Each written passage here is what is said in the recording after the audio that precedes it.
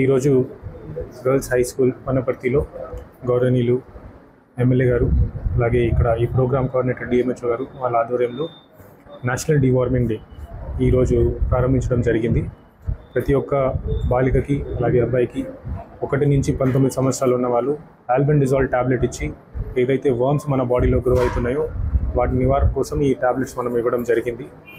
ఈ ప్రోగ్రామ్ అనేది medical department అలాగే DWO వెల్ఫేర్ డిపార్ట్మెంట్ అలాగే మున్సిపాలిటీ పంచాయతీరాజ్ వీళ్ళందరూ కూడా కలిసి దీన్ని ఆధ్వర్యం చేశారు. మన జిల్లాలో ఉన్న ప్రతి ఒక్క అబ్బాయి బాలిక 1 to 19 years వాళ్ళందరికీ కూడా ఈ టాబ్లెట్ ఇవ్వడం జరుగుతుంది.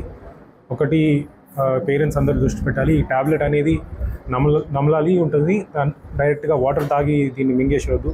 సో నమిలిన తర్వాతనే దీన్ని మింగిన తర్వాత ఒక 2 నిమిషాల తర్వాత నీళ్ళు తాగే ప్రయత్నం చేయండి. అలా చేస్తే ఈ టాబ్లెట్ మంచిగా బాడీ మీద ఎఫెక్ట్ పడుతుంది.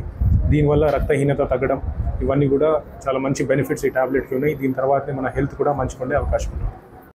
ఈరోజు జూన్ 22 జాతీయ నూలి పురుగుల నివారణ దినోత్సవం సందర్భంగా ఇక్కడ గర్ల్స్ హై స్కూల్లో గౌరవ డిఎంహెచ్ఓ గారి మెడికల్ అండ్ డిపార్ట్మెంట్ వాళ్ళ ఆధ్వర్యంలో ఈ కార్యక్రమానికి మాతో పాటు ఇక్కడ వనపర్తి జిల్లా కలెక్టర్ గారు మిగతా జిల్లా అధికారులందరూ ఇక్కడ హాజరై ఉన్నారు.